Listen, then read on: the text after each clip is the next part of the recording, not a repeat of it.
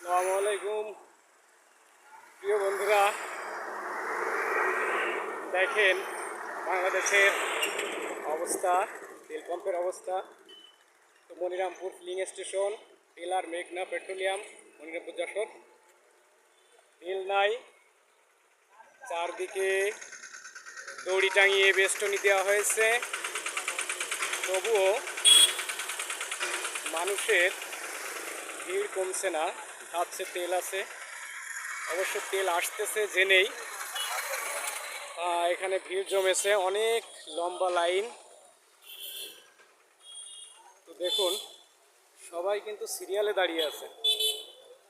এখানে বাঁশ টাঙিয়ে দেওয়া হয়েছে, যে বাঁশটাকে আবার মাথায় বেঁধে দেওয়া হয়েছে যেন কেউ আগে থেকে না ঢুকতে পারে।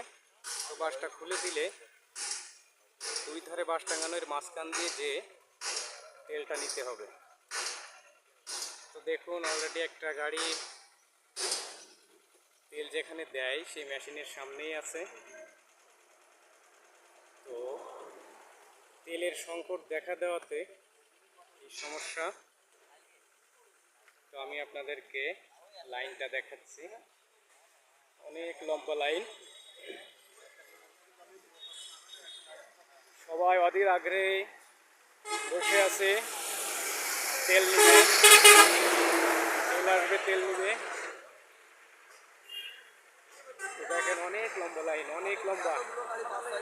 অবশ্য অনেকে আরো আসতেছে।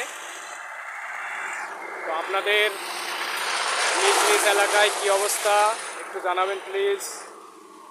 সবাইকে ধন্যবাদ।